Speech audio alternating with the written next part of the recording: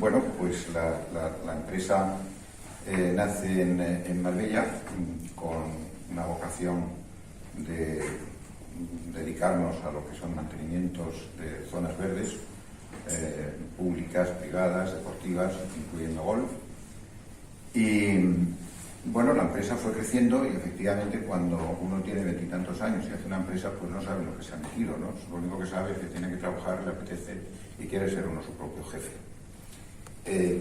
Yo quería centrarme más que en lo que ha sido el desarrollo de la empresa, porque 47 años dan para una charla de casi 3 horas o 4, las he dado, O sea, y ha habido gente que la aguantaba.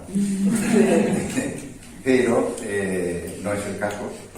Yo me querría centrar ahora en un momento de mi vida en el que pues ya tengo una edad en la que estoy dando un paso atrás en la empresa y bueno, pues estamos en esa fase de la transición familiar a otros, pues a mis hijos, ¿no?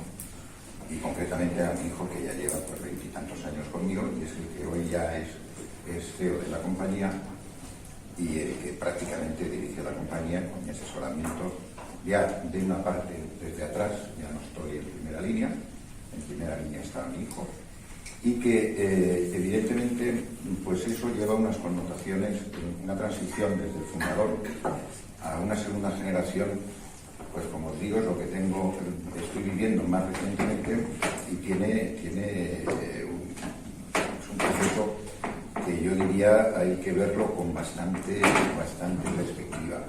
Y no hay que verla en el momento en que quieres dar el paso, sino hay que empezar a verlo desde muchos años antes, vislumbrar que un día pues tú tienes que desaparecer y si tienes la suerte de tener un hijo o hijos que pueden sucederte, pues es estupendo. Yo tuve la suerte de tener un hijo que me siguió. Y si no lo tienes, pues yo creo que es el momento de vender la empresa. Es decir, cuando llegas a los 60 y tantos años y no tienes a alguien que la maneje, pues oiga, la pongo en venta y el que me la compre, pues que siga este juego que yo he jugado durante tantos años, ¿no? Y aportaba muchísimas cosas muy valiosas a la empresa. Entonces, ese periodo de transición, como digo, hay que verlo con tiempo y con perspectiva y empezar a planificarlo y plantearlo. Y cuando llega el momento, tener la fuerza de voluntad de decir, bueno, pues ya he dado el paso atrás y ahora ya eres tú el que torea este toro y yo ver el toro desde la barrera. Hace unos años nos planteamos, tuvimos una inquietud en la empresa y era, bueno, pues había unos hijos que estaban dentro, otros no, algunos hijos ya casados con terceras personas que entran ya en escena y bueno, pues quisimos separar lo que eran, por un lado, los intereses familiares de los intereses de la empresa. Y bueno, pues nos pusimos en manos de un abogado muy famoso que había en Marbella y que está en Marbella todavía y que está aquí a mi derecha, que se llama Ramón. Y lo que vamos a hacer, y yo les recomiendo hacer una cosa que se llama el protocolo familiar, supongo que lo habéis oído hablar o algunos ya lo tendréis hecho también. Y empezamos a trabajar en el protocolo familiar, que nos costó pues varias reuniones y casi 2 años y pico, 3 años para gestarlo y parirlo. Y bueno, pues la verdad es que finalmente salió muy bien, lo he acordado con toda la familia, con mis hijos, con mi mujer. Tengo que decir que, entre otras cosas, nos centramos en los aspectos tributarios porque en un país tan moderno como el nuestro, sin embargo, ningún gobierno, ya sea de derecha ni de izquierda, se ha preocupado por legislar sobre la empresa familiar. De hecho, el concepto de empresa familiar que utilizamos es un concepto de empresa familiar que está en una ley del impuesto sobre el patrimonio de las personas físicas y ya está. Es decir, que toda la empresa familiar, todo lo que hablemos de empresa familiar es un precepto del 4.8 de la ley del impuesto sobre el patrimonio. Ya está. Y eso, lógicamente, llama muchísimo la atención en un país como el nuestro, que estamos acostumbrados a que todo esté en una norma jurídica y, por tanto, que se sepan las ventajas o inconvenientes de incumplir esa norma. No ha habido voluntad y, por tanto, siempre se habla de empresa familiar yo digo, desde el punto de vista tributario. Tampoco hay en el 4.8 no hay un concepto de empresa familiar, sino solamente que se declaran exentos determinados viene cuando el empresario personalmente desarrolla su actividad o cuando lo hace a través de una sociedad, pero ya está. Obviamente, como Javier ha dicho, no todo en la empresa familiar es fiscal. Más, yo creo que el fiscal es conclusiones sobre unas bases de estructura jurídica que muchas son mercantiles. Yo creo que la base fundamental es lo que acaba de decir Javier, es decir, la estructura societaria adecuada. Y es cierto lo que él dice, es decir, ves constantemente la estructura esa de Peine, montones de sociedades incontrolables, muchas, la carga burocrática de presentación de cuentas y tal, al final puede más esa carga que la buena gestión.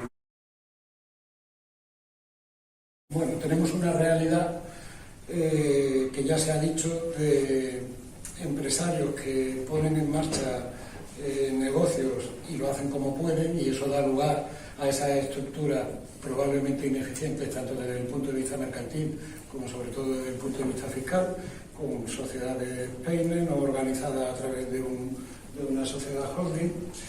Y cuando los fiscalistas y los mercantilistas se enfrentan a intentar modificar, una vez que el empresario se para y dice, oye, lo que tengo es una estructura óptima desde un punto de vista legal y fiscal, y le dices, pues no. No porque te cuesta mucho trabajo cumplir los requisitos para la exención en patrimonio, y eso va a hacer muy difícil que se produzca la aplicación de las bonificaciones en el impuesto sobre sucesiones y donaciones. Además, podrías estar tributando en sociedades en régimen de grupos, que te permite compensar pérdidas de unas sociedades con beneficios de otros, aunque la verdad es que han metido una carga de profundidad al régimen de grupos al introducirle la tributación mínima con independencia de la facturación del grupo. Pero bueno, eso digamos que ha sido un accidente desgraciado. Pero la estructura no es óptima. Queremos cambiarla hacia el nuevo de la sociedad holding, y decidimos si pagamos en régimen de grupo o no, porque es una decisión voluntaria.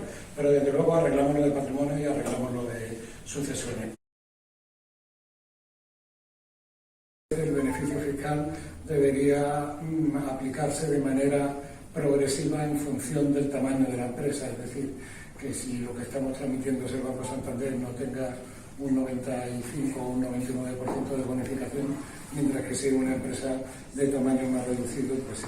Este es el régimen que tienen, por ejemplo, en Alemania, no es una cosa tan exótica, y en Reino Unido y en Italia, que yo sepa.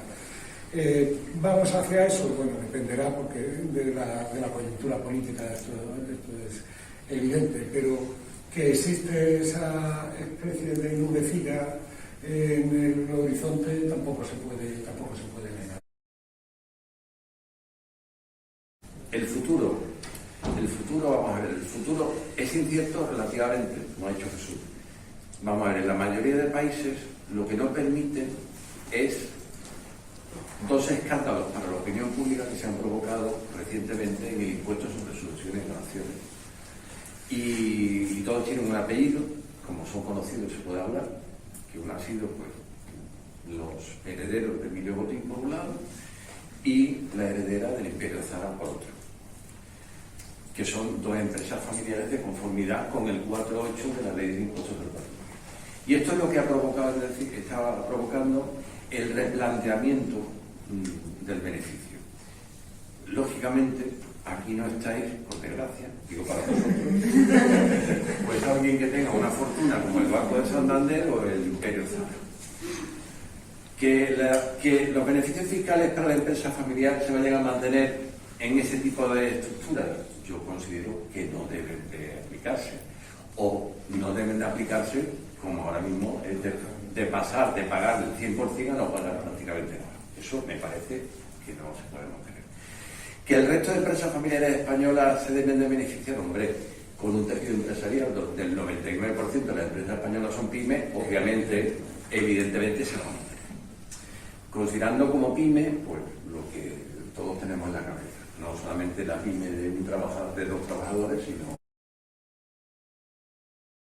es fruto de... que por cierto lo prologo yo.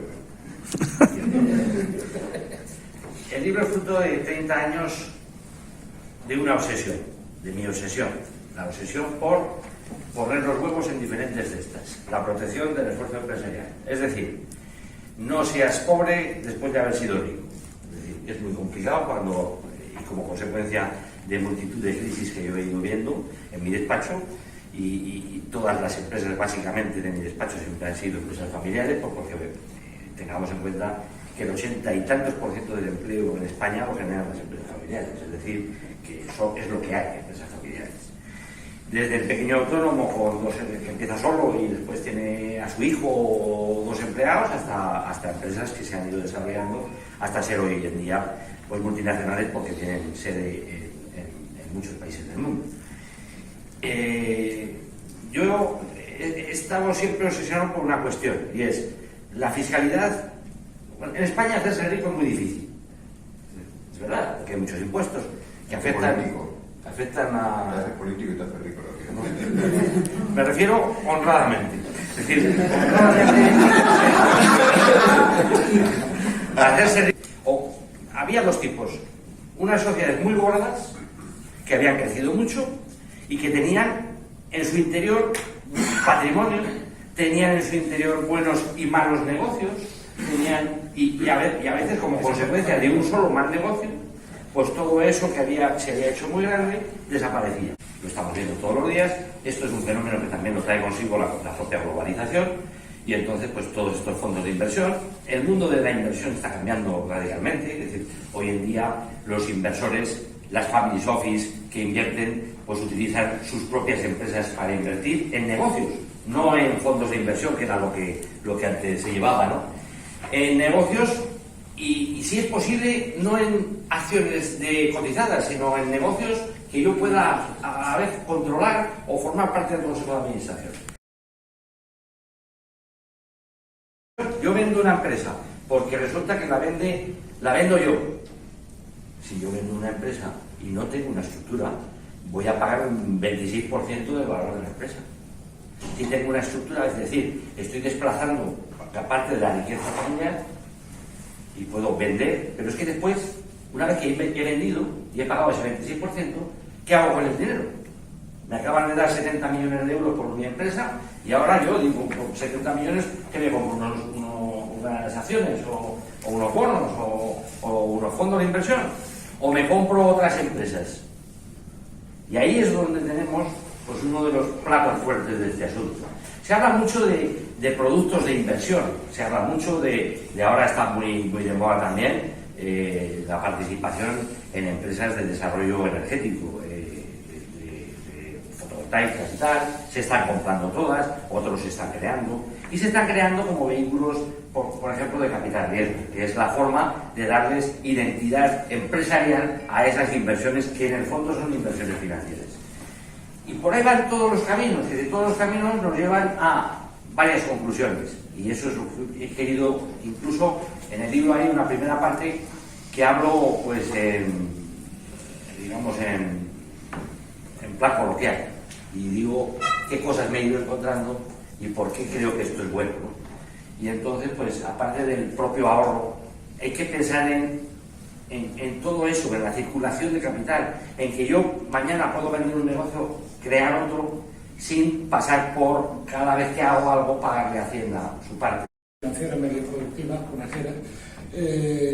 En todo caso es positivo desde un punto de vista económico y financiero, y es muy positivo desde el punto de vista fiscal, porque en el momento en el que remasas, te empiezas a convertir en patrimonial y te empiezan a decir que lo que estás haciendo es eludiendo el IRPF, no repartiéndote dividendos. Por lo tanto, esa idea de continuo movimiento y reinversión de las rentas derivadas del ejercicio de la actividad, yo creo que es una de las claves que tiene. Sí, lo estamos viendo en la